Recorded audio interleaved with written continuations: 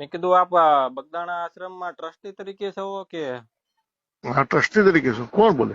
હું અજયભાઈ રાઠોડ અમદાવાદથી વાત કરું. હા, બોલો ને. હવે મેં કીધું આ જે થોડાક દિવસથી જે બગદાણામાં ઇસ્યુ થયો છે.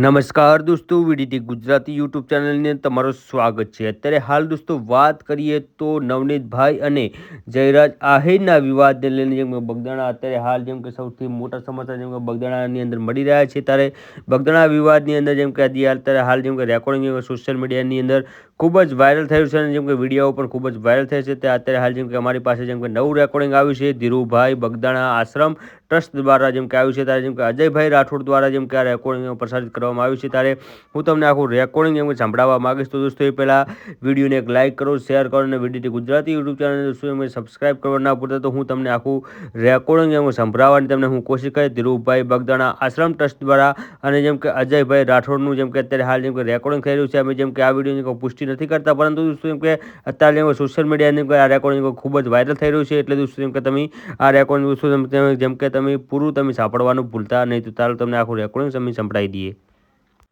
મેં કીધું આપ બગદાણા આશ્રમમાં ટ્રસ્ટી તરીકે છો કે? હા, ટ્રસ્ટી તરીકે છું. કોણ બોલે? હું અજયભાઈ રાઠોડ અમદાવાદથી વાત કરું. હા, બોલો ને. હવે મેં કીધું આ જે થોડાક દિવસથી જે બગદાણામાં ઇસ્યુ થયો છે નવનીતભાઈને જે મારવામાં આવ્યો છે. હા, તો મેં કીધું આ રિલેટેડ બગદાણા આશ્રમમાંથી કેમ કોઈ પ્રતિક્રિયા કે કઈ આપવામાં આવતું નથી? તો બગદાણા આશ્રમ ભાઈ કઈ લેવા દેવા જ નથી. બારોબાર નો પ્રશ્ન છે, એમાં અમારે કઈ લેવા દેવા. બારોબાર નો પ્રશ્ન. નવનીતભાઈ શેના માટે ફોન કર્યો એમના માયાભાઈને?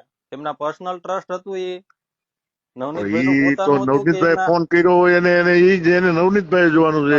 આશ્રમ ને કઈ લેવા દેવા નથી એમાં ભાઈ. ધીરુભાઈ કેમ લેવા દેવા નથી? એમને કોના ટ્રસ્ટ માટે ફોન કર્યો એમને માયાભાઈ ને? એમના પોતાનું હતું, એમના સમાજ નું હતું?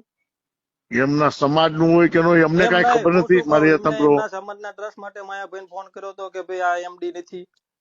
કયા આશ્રમ માટે એમને ફોન કર્યો માયાભાઈ ને? માયાભાઈ આ વિવાદ શેના માટે થયો? એમના પોતાના સમાજ નું હતું?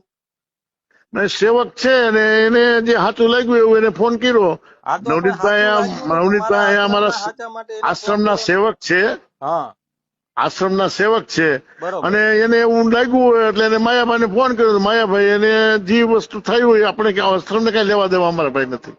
આશ્રમ ને કઈ લેવા દેવા નથી. એટલે આશ્રમમાં ખાલી આ કોળી સમાજ ને સેવા કરવાની, માર ખાય ત્યારે કોળી સમાજ કોળી સમાજ અહીંયા અમારું કામ કરે છે. અહીંયા દર વખતે આવે છે.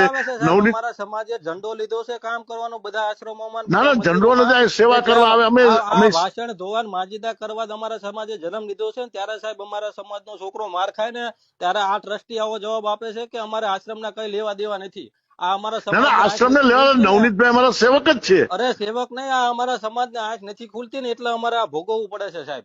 આ અમારી વેદના છે, એ અમારો સમાજ નથી સમજતો. મીટિંગમાં બોલાવશું, વાત કરશું. આશ્રમ ને અમારે કઈ લેવા દેવા નથી. આ પ્રશ્ન લેવા દેવા નથી એમ. અમારા પ્રશ્ન ને લેવા દેવા નથી. પણ તમે મુલાકાત લેવા તો જાઓ ને. હા, પણ અમે જવાના જ છીએ આજે બપોર પછી ને. અને તમે સ્ટેટમેન્ટ આપો કે અમે એમ ક્યાં કેવી છે? તમે એમ તો કહો કે જે વસ્તુ હશે એનો તટસ્થ તપાસ થાય ને એને ન્યાય મળે. હવે અમે બધા નક્કી કરીને કરશું, કારણ કે એકલો હું કઈ કહી ન શકું. બધા નક્કી કરો સાહેબ. આટલા દિવસ થઈ ગયા બગદાણા. આજે કોઈ આવ્યા નથી. આજે કોઈ ટ્રસ્ટી આવ્યા નથી. મારી હું એક જ છું. આજે કોઈ ટ્રસ્ટી આવ્યા નથી. ટ્રસ્ટ બધા મળી અને નક્કી કરી તમને કહી. અમારો સમાજ આજીવન બગદાણામાં આવવાનો છે ને આવતો રહેશે, બરોબર. પરંતુ આવી ઘટનામાં અમારો સમાજ આશા રાખીએ કે તમારો સમાજ અમારી સાથે જ છે.